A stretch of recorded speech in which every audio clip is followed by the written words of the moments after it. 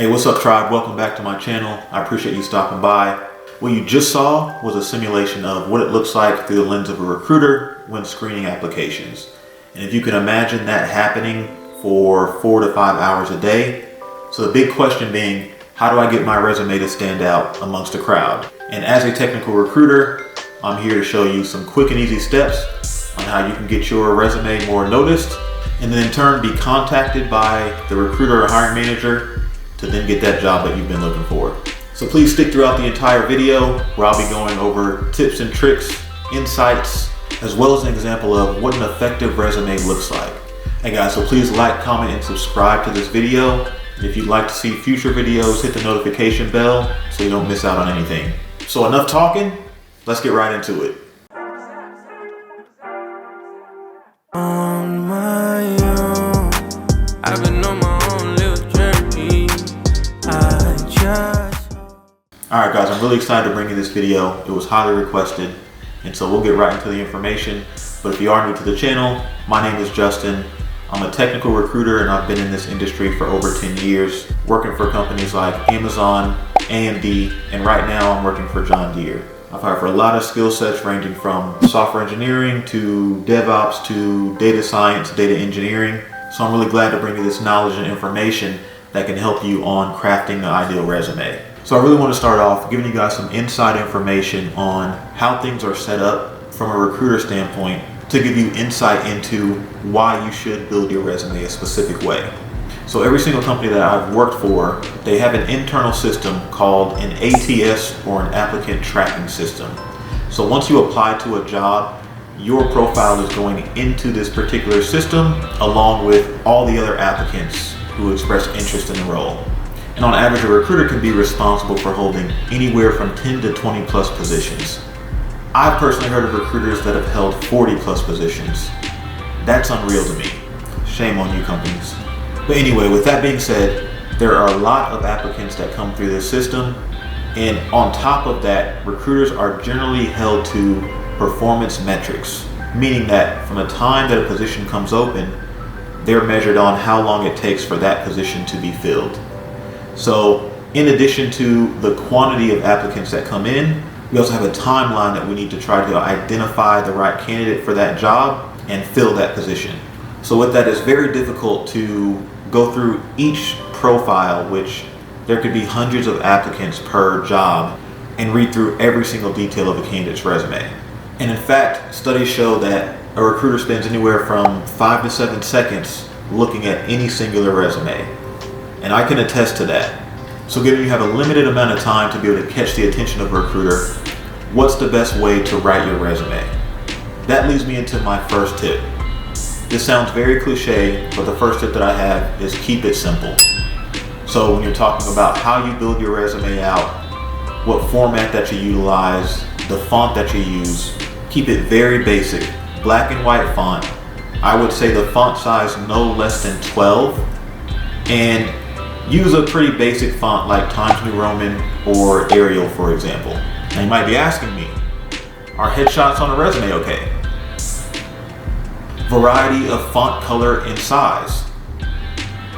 Believe me, you don't want this being mistaken for this. Alright guys, all jokes aside, the easier that it is to read your resume, the more likely it is for a recruiter to engage in your skills and abilities that you have listed.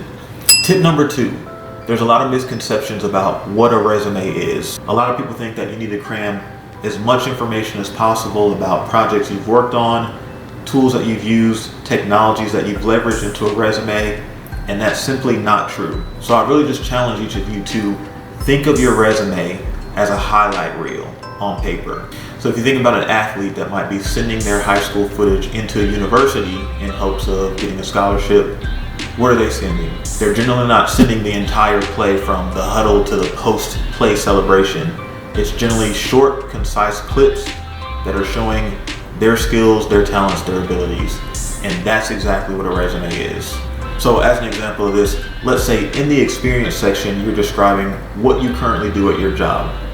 So instead of putting a lot of descriptive detail, I would say keep in mind, just think of these 3 things.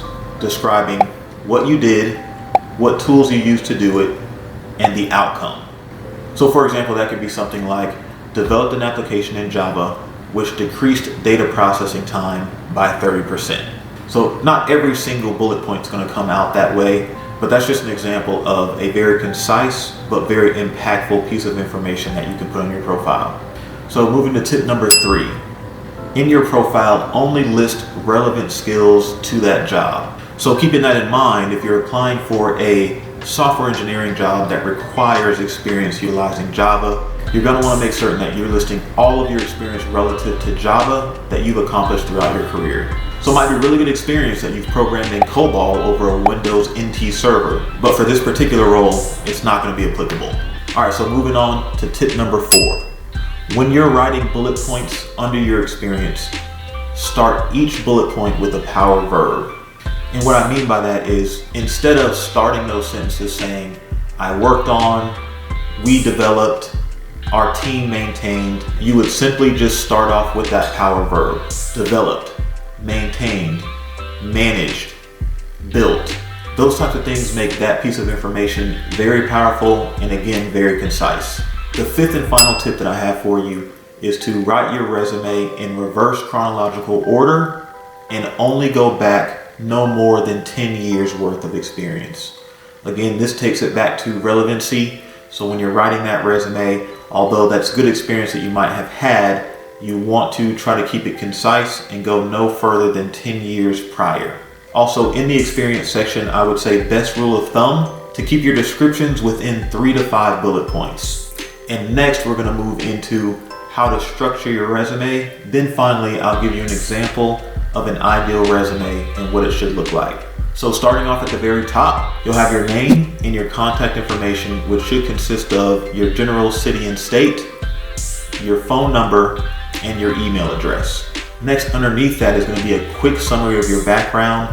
This piece should not consist of more than 1 to 2 sentences, essentially just telling us what you do and how many years of experience that you have doing that. The next section of the resume is my absolute favorite, and it should be yours as well, because this is where you can put all of your highlights in one section, and that's going to be the skills summary.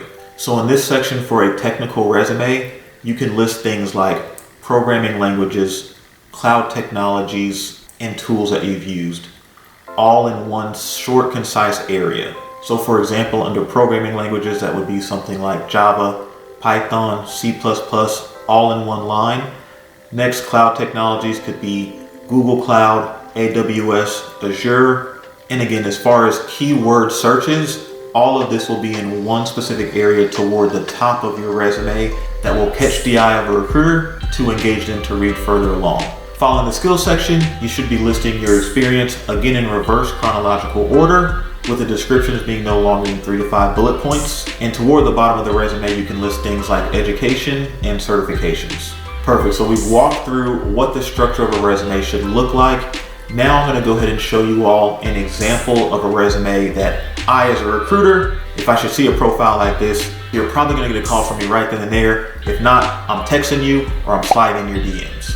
All right, again, to walk you through, as you can see, name, contact information, that flows into a very short, concise profile summary. Next is the skills section. That flows into the experience. And then finally, education and certifications. And that's how you write an effective resume to get more noticed by recruiters and hiring managers. I really hope that you all found this information helpful. If you have not already, please like, comment, subscribe, hit the notification bell. As always, I appreciate y'all, and I'll catch you in the next one.